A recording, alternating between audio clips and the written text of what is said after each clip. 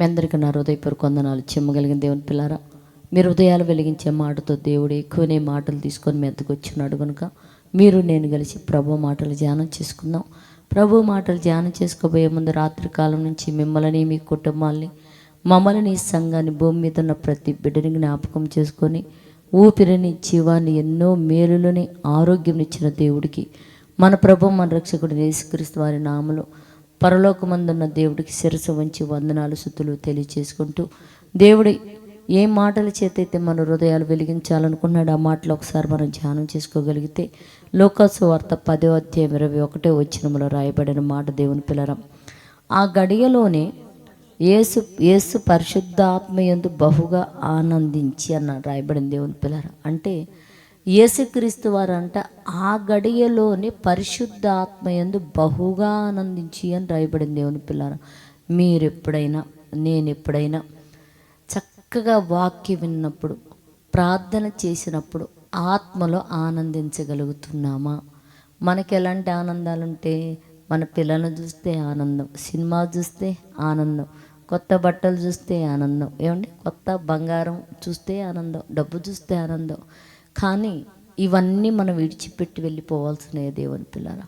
వీటి యందు ఆనందం కాకుండా దేవుడు మన యేసుక్రీస్తు వారు లేదండి, దేని యందు ఆనందించాల మీరు అనేది మనకు ముందుగా మహానుభావుడైన యేసుక్రీస్తు వారు ఆనందించి మనల్ని కూడా అలా ఆనందించమని చెప్తున్నాడు. కనుక యేసుక్రీస్తు వారంట పరిశుద్ధాత్మలో ఆనందించాడంట. ఎందుకు ఆనందించాడు?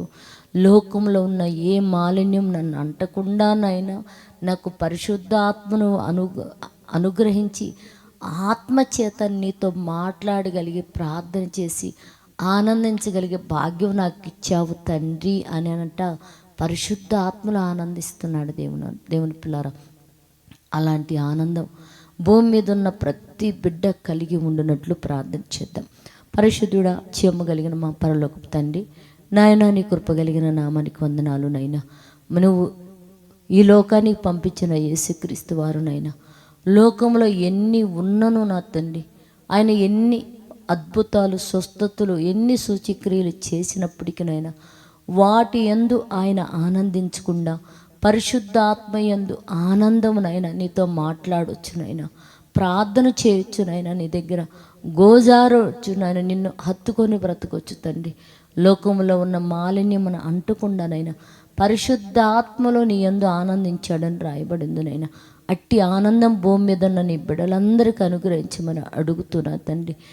ఎంతమంది అయితే వ్యభిచారమున ఉచ్చులో ఇరుక్కొని పోయినైనా అది విడిచిపెట్టలేక నా తండ్రి లోక మాలిన్యము అంటించుకొని ఆ పాపంలోనే నశించిపోకుండానైనా పరిశుద్ధాత్మయందు ఆనందించగలిగే మహాభాగ్యం ఆ వ్యభిచారంలో ఉన్న ప్రతి బిడ్డకి మీరు ఈమని అడుగుతున్నా తండ్రి. ఉద్యోగాలు చేస్తున్న బిడ్డలకి, వ్యాపారాలు చేస్తున్న బిడ్డల్ని, చదువుకుంటున్న బిడ్డలు మీరు ఆశీర్వదించినైనా వారి రాబడి అంతట్లో నీ కృపను తోడు ఉంచి సహాయం చేయమని మా రక్షకుడు నీ కుమారుడు యేసుక్రీస్తు వారి నామములో ప్రార్థన అడుగుతున్నాము తండ్రి. ఆమెన్. మీ అందరికీ నా హృదయపూర్వక వందనములు, ధన్యవాదాలు.